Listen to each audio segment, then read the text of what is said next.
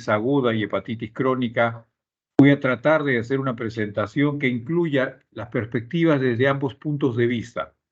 La hepatitis, en consideraciones diagnósticas en pediatría, pasa por la necesidad de identificar que por lo regular cuando hablamos de hepatitis el concepto del adulto y el concepto del niño es razonablemente el mismo.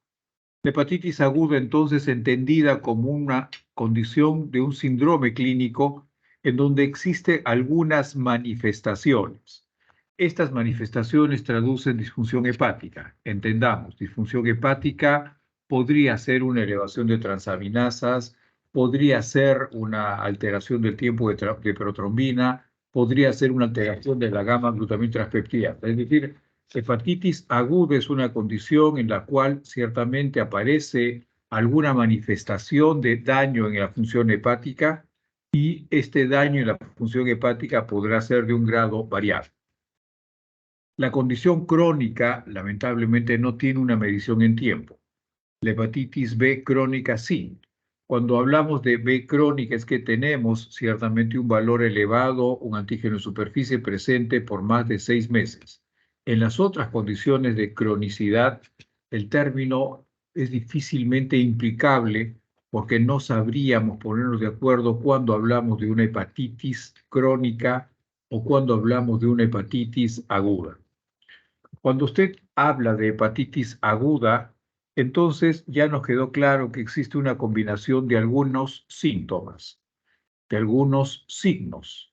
La presencia entonces de ictericia, la presencia de náusea, la presencia de vómito, la presencia de dolor en el cuadrante superior derecho es de por sí calificable como una condición de hepatitis aguda. ¿Cuáles son las causas de hepatitis aguda en un niño? Obviamente, la más importante de todas, la hepatitis viral aguda A. Menos frecuentemente la hepatitis E, la hepatitis B, otros virus que no son necesariamente patotrópicos. Recuerde, tenemos dengue ahora y puede ser que usted reciba en la sala de emergencia del hospital suyo un paciente que esté en la condición implicante de tener un diagnóstico de dengue y, por cierto, esta manifestación que pudiera traer el paciente que lo haga sospechar en dengue podría asociarse con falla hepática. Otras condiciones, parvovirus para neonatos, citomegalovirus para neonatos, Epstein-Barr para adolescentes, en fin, estas son las condiciones que pueden ser dependientes de la condición de infección. Sin embargo, no es solamente infección. A veces la hepatitis aguda puede ser generada por fármacos. Drug-induced liver injury es una condición DILI que deberíamos recordarla como causante de hepatitis aguda también. Finalmente, así como existe autoinmunidad que puede afectar cualquier órgano, puede afectar también el hígado, una condición de autoinmunidad, y elevar los valores de transaminasas, de gamma GT, producir ictericia o eventualmente alargar el tiempo de protrombina. Recordemos entonces que tendríamos entonces condiciones virales, condiciones infecciosas, también existirían condiciones parasitarias, es decir, el panorama de la hepatitis viral es absolutamente grande. Pero también podría ocurrir que la manifestación que presente el paciente, que fuera eventualmente un primer episodio, pueda traducirse en que tiempo después este primer episodio comienza a reaparecer, a hacerse crónico, a manifestarse en forma repetida y, por cierto, tener al frente la posibilidad diagnóstica de tener, ahora sí, un paciente en la condición de hepatitis crónica. Tenemos entonces que cualquiera de las hepatitis obviamente debe tener un periodo de incubación. Y el periodo de incubación es seguramente la herramienta más importante que va a tener usted para poder diferenciar una de otra condición. Como todas las hepatitis agudas tienen manifestaciones muy parecidas, ictericia, elevación de transaminasas, presencia de dolor en el cuadrante superior derecho, eventualmente fiebre, náusea, vómito, malestar, decaimiento, en fin, Cualquiera de estas condiciones, el término importante a recordar es si cualquiera de los síntomas y signos que acabamos de mencionar van precediendo a la ictericia. Ahí tienen un criterio importantísimo para recordar. Cuando usted hace una historia clínica, eventualmente los datos que puede ir aportando usted debería usarlo como argumento para ir identificando la posibilidad de tener al frente una infección viral. La presencia entonces de manifestaciones prodrómicas o enfermedad prodrómica abre la lógica a que usted pueda discutir si el paciente, al tener esta condición prodrómica, tiene ciertamente la posibilidad de tener en su evolución luego ictericia y conformar un diagnóstico que pueda ser fácilmente reconocible. Claro. Hay pacientes que tienen solamente náusea, vómito, anorexia, ictericia, dolor en el cuadrante superior derecho, pero hay pacientes que como manifestación hacen insuficiencia hepática aguda, con cualquiera de las manifestaciones de insuficiencia hepática aguda. Recuerde, un paciente en falla hepática es que tiene un elemento de medición, esto es el tiempo de protrombina, un tiempo de protrombina prolongado. En niños, más de 1.5 veces el INR más encefalopatía habla de falla o insuficiencia hepática. Por otro lado, pacientes que no tienen encefalopatía, pero que tienen un tiempo de protrombina con un INR el doble o más del doble, habla entonces de tener una falla hepática aguda. Por tanto, nos queda claro algunos detalles. Detalle 1, la condición prodrómica. Detalle 2, todo un conjunto de características que son fundamentalmente la condición llamada pródromo.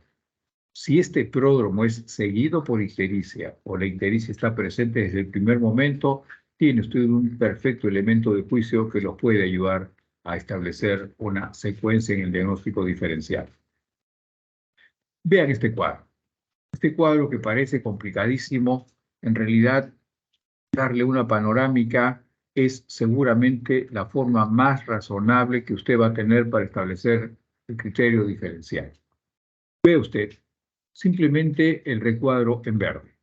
El recuadro en verde dice que la fiebre resuelve después del inicio de la ictericia. La fiebre resuelve después de tener el inicio de la ictericia. Es decir, tengo un paciente que pueda tener un INR alterado, en las cifras que les acabo de mencionar, implica eventualmente que tenga falla hepática. 2, que tenga las transaminasas elevadas. 3, si la fiebre se resuelve después del inicio de la ictericia, entonces lo que tengo al frente es un paciente con una hepatitis viral aguda. Como se llame esta hepatitis viral aguda, no importa. Pero ya esto me va estableciendo claramente que la historia prodrómica, fiebre, malestar, decaimiento, pero el criterio importantísimo es que la fiebre resuelve después del inicio de la ictericia. Esto es al frente de la posibilidad diagnóstica que tenga usted una hepatitis A por ser lo más frecuente. Si tengo que el paciente desarrolla ictericia después, dentro de una semana de fiebre, anemia y esplenomegalia, con tiempos de protrombina normal, es difícil considerar que las pacientes que hacen malaria o paludismo hagan falla hepática. Entonces me va quedando claro que, a diferencia del primero, la fiebre resuelve después del inicio de la ictericia. Este segundo, hay ictericia dentro de una semana después de la fiebre y además anemia. Esto obviamente es paludismo y debería ser una condición en el diagnóstico diferencial de pacientes que tienen hepatitis viral aguda. Una tercera condición importante son las hepatitis entéricas. Las hepatitis entéricas, fundamentalmente nos referimos a la hepatitis E, la fiebre continúa, presentan hepatitis anictérica, el paciente tiene las transaminasas no tan elevadas como una hepatitis viral aguda A, ¿cierto? Pero la parte importante es que tiene una fiebre continua y tiene el paciente la posibilidad de desarrollar una condición o manifestación de hepatitis anitémica. La leptospirosis tiene un comportamiento diferente. La leptospirosis típicamente tiene un comportamiento bifásico. La ictericia, más allá de 2 semanas, asociado, ahora sí, con compromiso renal y manifestaciones de sangrado. Finalmente, vamos a terminar en pacientes que tienen dengue, lo que tenemos ahora. Los pacientes que tienen dengue, evidentemente, y hacen compromiso hepático, lo habitual es que tengan un síndrome de fuga capilar, que presenten manifestaciones hemorrágicas, eventualmente pueden desarrollar shock, y por tanto, este tipo de pacientes que pudieran tener una respuesta sindrómica inflamatoria sistémica, ¿cierto? Deba considerar el paciente en dengue cuando tiene compromiso hepático, es un paciente de altísimo riesgo. Finalmente, las riquecias. Tenemos algunas riquecias en el Perú. A estos pueden transmitirse por picadura de pulga. La característica importante es que tienen una fiebre persistente. Lo más importante, que tienen ganglios, hepatoesplenomegalia, ulceraciones en la ingle y en las axilas y la eventualidad que desarrollen síntomas respiratorios. Entonces, pacientes con fiebre aguda, pacientes con enfermedad febril aguda, que esta fiebre resuelve después del inicio de la ictericia, considere a la cabeza ciertamente hepatitis viral aguda como primera posibilidad. La segunda posibilidad que le interesa recordar ahora que estamos con epidemia de dengue es si el paciente desarrolla un síndrome de una respuesta inflamatoria importante, este paciente entonces considere la posibilidad de desarrollar dengue. La tercera condición importante en el criterio diferencial, ahora sí, ya no son las hepatitis agudas. Ahora vamos a hablar de aquellas condiciones en que el paciente pueda presentar una elevación aguda de las enzimas hepáticas y un incremento en la bilirrubina promedialmente en 4 semanas. Si lo que tengo entonces es una condición ya definida como hepatitis aguda, esta hepatitis aguda puede tener 2 perfiles. Aquella hepatitis aguda febril, hemos hecho un listado de lo que acabamos de conversar, y la hepatitis aguda, ¿cierto?, en ausencia de fiebre. Si el paciente no tiene fiebre, entonces estamos hablando de un panorama notoriamente diferente. Si el paciente no tiene fiebre y lo que usted tiene que apreciar como paso siguiente son las transaminasas que puedan estar elevadas, 1, o lo que tenga es una fosfatasa alcalina con elevación de la gamma GT. Esta diferencia es importante. Cuando tiene usted un paciente que no tiene fiebre y tiene elevación de transaminasas, las posibles diagnósticas figuran ahí. ¿Cuáles debería usted recordar? Debería recordar ciertamente que, a diferencia de algunas otras condiciones, estos pacientes con elevación de transaminasa y no presencia de fiebre, o como hallazgo casual de una transaminasa alta, pudiéramos incluir entonces nuevamente la DILI, Drug-Induced Liver Injury, número 1, que el paciente esté en condición de resolución de su hepatitis aguda, número 2. Número 3, la presencia de un síndrome DRES. La presencia de un síndrome DRES implica ciertamente que el paciente haga un rash. Este paciente que hace un rash presenta además eosinofilia y síntomas sistémicos, ciertamente además de evidencia de compromiso hepático.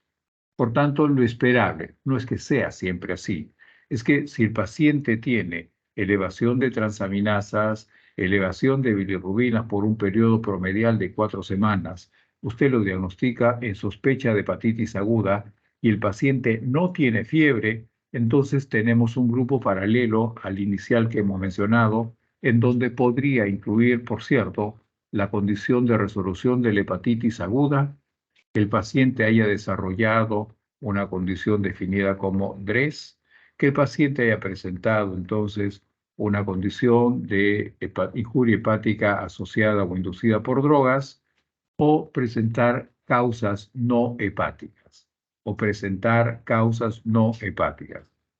En la mañana, en la visita clínica en el Hospital del Niño, discutíamos un niño de 2 años que había ingresado por presencia de ictericia, 1, 2, tenía valores de bilirrubina directa bastante elevados, casi 6, pero detrás nomás venía un marcador de bilirrubina indirecta con valor de 5.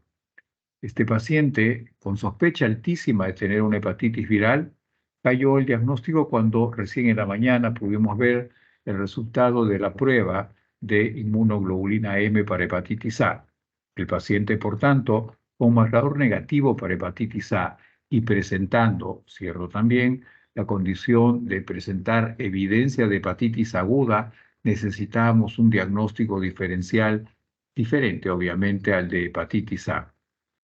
Se esbozaron varios diagnósticos, no tenemos ingesta de medicación en la rutina de vida de este chico y obviamente la historia clínica importantísima, el niño había tenido o tiene un hermano mayor que tiene como diagnóstico alguna enfermedad hemolítica.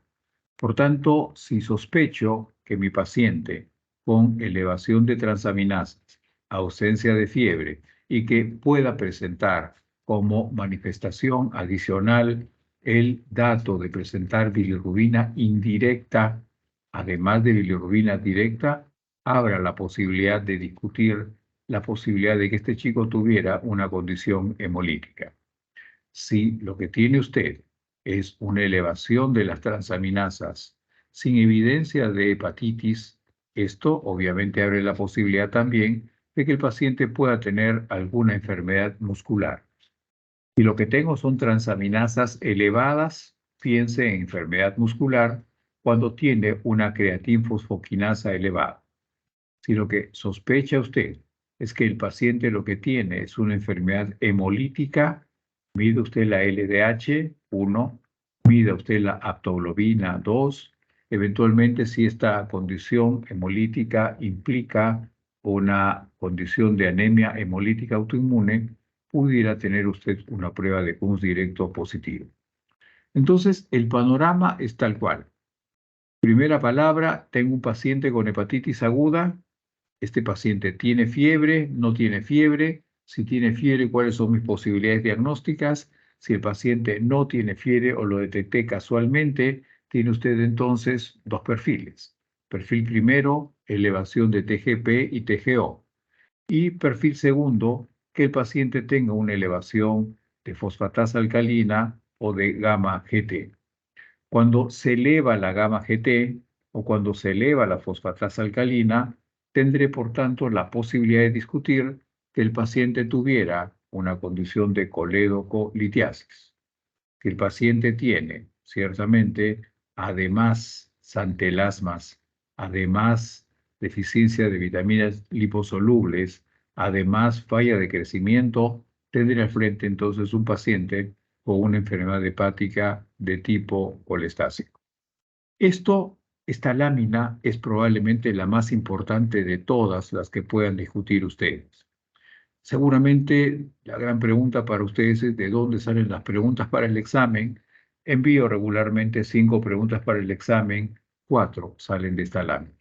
Si hay una lámina importantísima que recordar en la rutina del día a día de un joven médico como usted, que pronto será interno, es esta lámina porque le permite recordar en un panorama todas aquellas condiciones que eventualmente pueda tener un paciente que tenga elevación de transaminasas, elevación de bilirrubinas, y puede usted diferenciarlo entre una enfermedad aguda febril y una enfermedad sin asociación de fiebre. Panorama 1, panorama 2, panorama 3. Ahora la historia va cambiando. Cuando hablo de un paciente que tiene como diagnóstico diferencial hepatitis crónica, otro gran problema. Habíamos conversado que la única condición identificable como hepatitis crónica es el grupo de pacientes que tienen hepatitis B, porque está claramente tipificado que un antígeno en superficie positivo por más de 6 meses establece el diagnóstico de hepatitis B crónica. Pero, ¿y otras condiciones?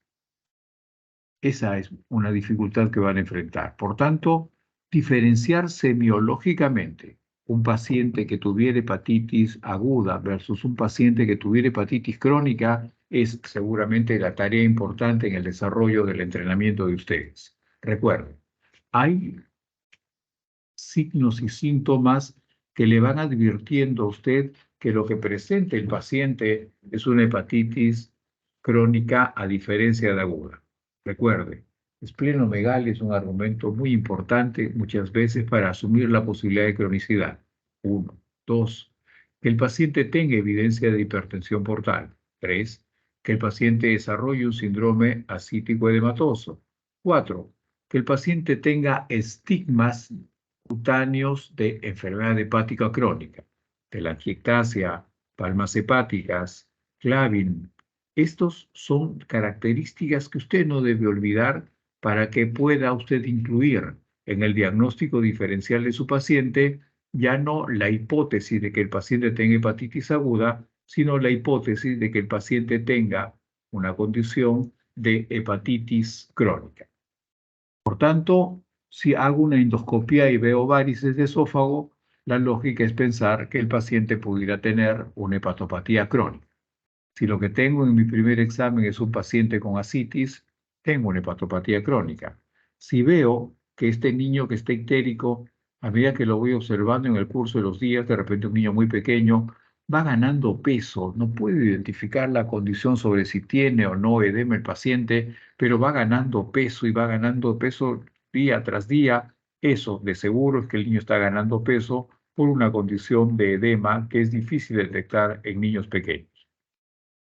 Por tanto, o por apreciación clínica, o por la ayuda de un endoscopio, o por la ayuda de un ecógrafo que le pueda decir que lo que está teniendo al frente es una paciente con hepatitis crónica, esa diferenciación es crítica para poder establecer el paso siguiente.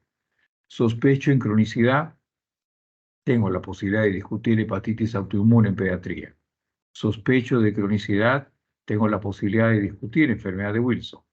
Sospecho de cronicidad, tengo la posibilidad de discutir hepatitis B crónica. Sospecho de cronicidad, puedo discutir la posibilidad de que el paciente tenga una colangitis esclerosante primaria.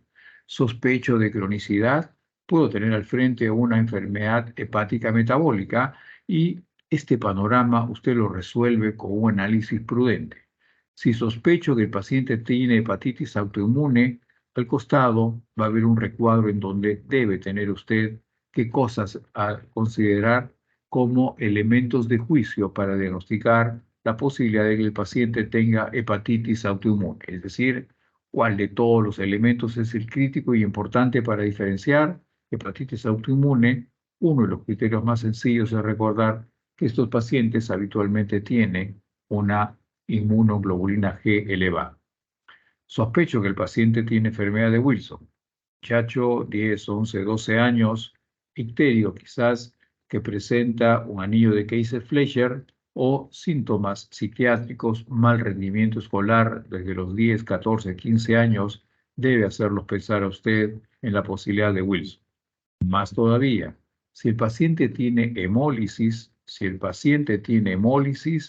este paciente debiera ser puesto por delante de todo como diagnóstico diferencial, la posibilidad de que tuviera el Wilson y medir en estos pacientes la ceruloplasmina. Una ceruloplasmina disminuida con altos niveles de cobre urinario es seguramente el procedimiento diagnóstico que lo aproxima a usted al diagnóstico de enfermedad de Wilson. Tengo un joven médico, ustedes, que se fueron al Serum y por alguna razón del azar no se puso la vacuna para hepatitis B. Y como nunca pasa nada, hasta que pasa, de repente hicieron parte de su vida ya en Iquitos, en alguna comunidad muy pobre, y de repente regresan a Lima, y regresan a Lima con ictericia, regresan a Lima con fiebre, regresan a Lima bajo la posibilidad diagnóstica de tener alguna enfermedad tropical.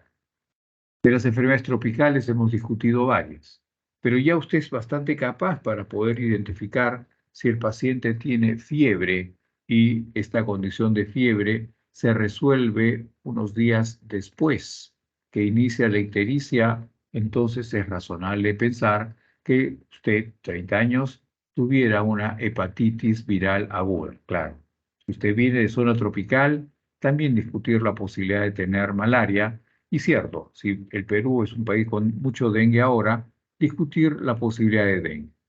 Pero la clave viene a estar dada porque usted hace fiebre, esta fiebre resuelve unos días después, se pone usted dictérico y ya vienen los grandes temores. ¿Qué cosa es lo que tengo? Obviamente discuta la posibilidad de que tuviera una hepatitis B. Esta hepatitis B, mide usted un marcador, un antígeno de superficie, va siguiendo sus propios marcadores con una angustia bárbara, completó 6 meses, ya no es una hepatitis B aguda, lo que tiene usted ya es una hepatitis B crónica y comienza la historia infinita de las grandes preocupaciones, de los grandes riesgos y la eventualidad de que usted pueda necesitar un tratamiento. ¿Por qué se los presento así el caso? Porque no debe ocurrir que ninguno de ustedes pase un día más sin la seguridad de haber sido vacunado para B, quizás para A también. Recuerden, ustedes se la juegan en el día a día. ¿Se acuerdan de la broma de los héroes y que ya la sociedad se olvidó que los médicos eran los grandes héroes porque enfrentaban a la posibilidad de que se contagien con COVID? Ese era un chiste de mal gusto, obviamente. Ya no son héroes más, ahora son gente de carne y hueso, tienen familias, sino en el presente, en el futuro que cuidar. Vacúnense.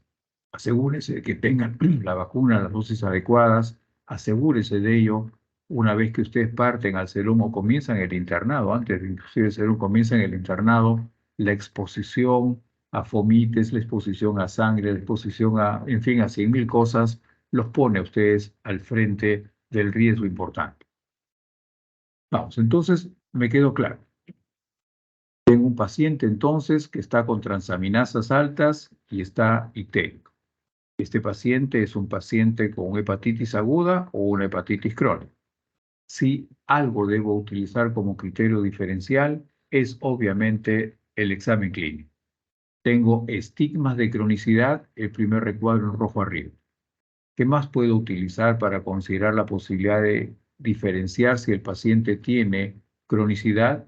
Listo, el paciente tiene una endoscopía, el paciente tiene ascitis, el paciente tiene sangrado de varices. Eso debe hacerlo pensar a usted que el paciente lo que tiene es cronicidad. ¿Qué más debo utilizar como elemento diferencial? Debo utilizar como elemento diferencial los valores de bilirrubina, el tiempo de protrombina, en fin, van a ver ustedes en esta segunda lámina que tienen ustedes elementos de juicio suficientes para diferenciar una hepatitis viral o una hepatitis aguda versus una hepatitis crónica. Está de más que les diga que entre esta lámina Flowchart 2 y la Flowchart 1 tenemos suficientes preguntas para el examen que daremos en unas semanas. Tenemos entonces dos criterios diferenciales: hepatitis aguda, hepatitis crónica. Cada quien de ustedes puede profundizar el interés de leer hepatitis B, hepatitis A, en fin. Lo que estoy tratando de presentar es un algoritmo diferencial que sea memorizable por ustedes para que puedan ir discutiendo sus propios pacientes y tener lógica en la evaluación que van haciendo. Entonces, cuando ya tengo claro de que el paciente tiene hepatitis aguda, ahora lo que necesitaré será identificar cuáles son los pasos que debo seguir para poder establecer un diagnóstico, ahora sí, más certero. Pregunta, fíjense ustedes, recuadro en rojo. El paciente tiene pródromo, tiene como pródromo anorexia, vómitos, malestar, fiebre, y la condición es seguida por ictericia, pródromo seguida por ictericia. El paciente tiene una prueba de Coombs, tiene un incremento de la bilirrubina. Perfecto. Entonces, cuando tengo este argumento, debo sospechar que el paciente tiene una hepatitis viral aguda.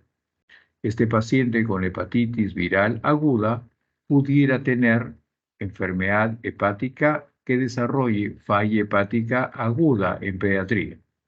¿Qué elementos de juicio utilizo para diagnosticar a un niño que tiene una falla hepática aguda? 2. Mida usted el tiempo de protrombina. El tiempo de protrombina le permite a usted la facilidad de medir el INR. Si este INR es más de 1.5 veces más encefalopatía, eso es falla hepática aguda. Pero además, recuerde, la condición debería darse en una condición en la cual aplicar vitamina K no corrija este tiempo de protrombina. Y lo segundo, que tenga un INR mayor de 2, ¿cierto? Sin importar la presencia o ausencia de encefalopatía hepática, pero un INR mayor de 2 que no corrige aplicando vitamina K, cualquiera de las dos condiciones, 1.5 INR más encefalopatía o mayor de 2 con o sin presencia de encefalopatía, que no corrigen con recibir una vitamina K endovenosa, habla de que el paciente tiene falla hepática aguda. Por tanto, un paciente con falla hepática aguda es todo el panorama en amarillo. ¿Qué cosas debo tener como pruebas de laboratorio? No pierda usted la posibilidad de que pueda diagnosticar una hepatitis A. Pero, ¿qué marcador es el que voy a pedir para diagnosticar hepatitis A aguda? Cierto, y de inmunoglobulina M. Sospecho en hepatitis B aguda. Listo. ¿Qué debo pedir? Una inmunoglobulina M de antígeno de superficie. Debo pedir un antígeno de superficie y una inmunoglobulina M anticore. Obviamente también deberé pedir un tiempo de protrombina. Si lo que voy teniendo es que el paciente tiene marcadores para A negativos, para B negativos, para E negativos y la fiebre persiste, entonces, mire usted, la flecha lo va llevando usted a las condiciones que eventualmente ya no son hepatitis agudas, sino son hepatitis crónicas. Hepatitis autoinmune, enfermedad de Wilson, causas no hepáticas, lo que puede hacer un daño muscular, pacientes hemolíticos o la condición de DILI, Drug Injury Hepatitis Induced. Por tanto, este panorama es el día a día.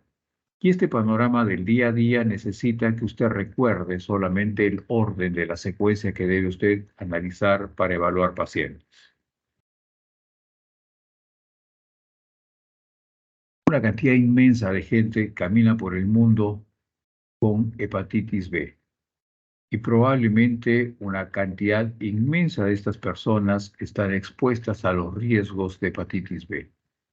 Reduzca esta cantidad enorme vacunándose. Recuerdo, esta paciente que tuvo hepatitis A ciertamente puede marchar finalmente hacia la cronicidad. El paso es muy sencillo. Simplemente 6 meses de un antígeno de superficie positivo y recordar, ahora sí, por qué la preocupación que pudiéramos tener con estos pacientes. Porque 1 de cada 2 pacientes que hace hepatitis B aguda marchan hacia la cirrosis.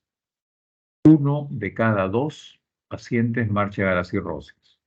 Y de todos los pacientes que hacen carcinoma hepatocelular, 3 de cada 4 son causados por hepatitis B. ¿Es posible que una madre pueda transmitir la hepatitis B a sus hijos? Sí, claro. 50 a 70% puede transmitirlo a sus hijos. Recuerde, cuando un niño se infecta de hepatitis B por transmisión vertical de la madre, la posibilidad de que se vaya a la cronicidad es más del 90%. Es más del 90%. Es posible que yo pueda ver un chico con cirrosis a los 2 años generado por hepatitis B de transmisión vertical. Sí. Es posible que pueda yo encontrar que este niño que ya tiene cirrosis a los 2 años pueda desarrollar hipertensión portal por hepatitis B. Sí. Es posible que este niño pueda hacer un hepatocarcinoma a la edad de 5, 6, 7, 8 años. Sí. Historias que la lección de la medicina nos enseñó en el Perú. Vacunen. Primero ustedes, después a sus comunidades.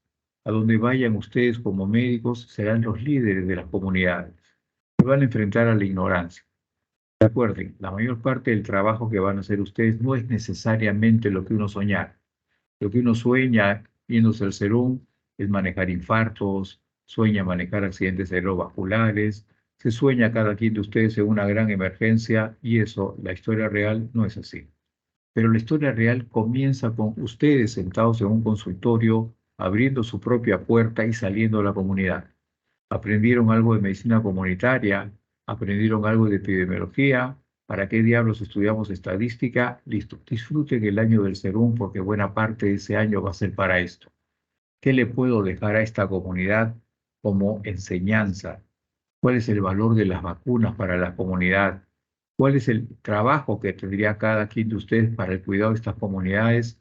Si usted puede cerrar su Serum consiguiendo que más del 80% de sus niños estén vacunados. Si usted puede identificar a la población de niños que no reciben vacunas por la razón que fuera.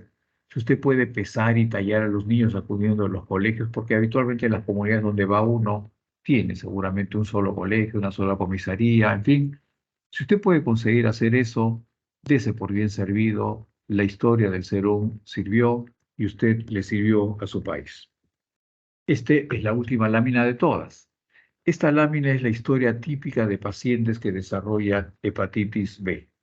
Recuerden, la historia de la hepatitis B pasa, obviamente, por la lógica de que pueda tener yo diferentes etapas. Si ocurre que el paciente se contagió con hepatitis B y que ocurre que después del contagio para hepatitis B, ocurre que tiene las transaminasas en condición estable, una alta carga viral medido por el DNA y tiene un antígeno E positivo. Esta etapa se llama de inmunotolerancia. Los adultos no hacen esta etapa. Quienes hacen esta etapa son los niños. Por tanto, un niño, producto de una mujer que no se aplicó la vacuna y que esta mujer contagió a su niño para hepatitis B, o lo que puede ser más triste, médicos que probablemente sugieren transfusiones de sangre y no trabajan en hospitales en donde puedan tener la absoluta seguridad que la muestra de sangre no esté contaminada con hepatitis B, hace entonces que estos niños puedan contagiarse. Y el contagio temprano de la vida de estos niños traerá, ¿cierto?, un periodo en el cual tendrá usted alguna característica. Si yo lo que tengo es que en esta primera etapa de la vida el paciente tiene una transaminasa casi normal o ligeramente elevada, 100-200, una carga viral elevada, eso sí, o un antígeno E positivo, lo que tengo es que este niño está en etapa de inmunotolerancia. Esta etapa de inmunotolerancia, por lo habitual, cuando los niños van acercándose a los 16, 17, 18 años, ocurre que esta etapa de inmunotolerancia se altera notoriamente. Y lo que se altera es que a medida que usted controla a su paciente, se va dando cuenta que las transaminasas comienzan a marcar una muy notoria elevación de presión, elevación de presión, elevación de presión, pero que el promedio de la cosa es que la transaminasa, a diferencia de la fase inmunotolerante, se mantiene promedialmente elevada. Uno. Dos, que el DNA viral comienza a decaer en su título. Tres, que algunos de estos pacientes entran en transición de antígeno E positivo a anti-E positivo, es decir, negativizan el antígeno E. Esta etapa ya no es de inmunotolerancia, esta etapa se llama etapa de clearance inmune. Pacientes con hepatitis crónica que están en la fase de aclaramiento de inmunidad. Es decir, ¿qué es lo que ocurre en esta etapa? Lo que ocurre es que los linfocitos B en el hígado agreden severamente a las células hepáticas que tienen DNA viral y comienza a reducir notoriamente el título. Pero por la agresión de los linfocitos B en el hígado ocurre una notoria elevación de transaminasas. La historia va terminando. Este paciente entonces, que tenía una carga viral elevada, lo que presenta ahora es un descenso progresivo de la carga viral, el antígeno E, que le diría a usted, el virus está en reproducción, se convierte en anti-E, es decir, ya no está en reproducción, y además de esto, las transaminasas, por ser esta etapa una etapa de aclaramiento inmune porque los linfocitos B atacan seriamente las células hepáticas, las transaminasas se elevan. Tercera etapa, portador inactivo. Vea usted que la pregunta susodicha de todos los exámenes es ¿Cuál es la diferencia de un niño que estuvo en fase de inmunotolerancia y que alrededor de los 30 o 40 años se convierte en portador inactivo? Parecieran iguales. Miren ustedes, las transaminasas están en ambos en valores bastante bajos, pero la carga viral es la diferencia. ¿Solo la carga viral es la diferencia? No, fíjense ustedes además que en la fase inmunotolerante el antígeno E es positivo, en la fase de portador inactivo el anti-E es positivo a diferencia de la etapa de inmunotolerancia. Finalmente, la vida nos llevó a un sendero complicado. Terminé mi hepatitis B, voy presentando ahora un anti-E que es positivo, tengo anticuerpos, pero tuve varios años mi transaminasa en valor normal, tuve varios años mi carga viral reducida y un buen día comienza a elevarse la carga viral, el valor del DNA, el valor de las transaminasas y terminaré finalmente en una cuarta etapa de la vida en donde hay una reactivación de una hepatitis crónica. En esta lámina, si usted va a ser pediatra, la etapa que le interesa recordar es la fase de inmunotolerancia. La segunda etapa, la fase de aclaramiento inmune, es importantísima porque la mayor parte de esquemas de manejo en el mundo comienzan en esta etapa. Muchas sociedades de gastroenterología prefieren no medicar a niños en la fase de inmunotolerancia. Otros deciden comenzar los tratamientos alrededor de los 18, 19 años y estos tratamientos en este momento en que va ocurriendo que la carga viral se reduce, pero por producción, obviamente, de linfocitos B activos. Por eso voy terminando. Si tuvieran ustedes alguna pregunta, si no tienen preguntas, si las van pensando a medida que van revisando la clase que le voy a enviar dentro de 2 días a la delegada, entonces a través de la delegada me envían las preguntas, gustosamente se las voy a responder siempre a través de la mediación de su delegada. ¿Algún comentario o alguna pregunta quizás?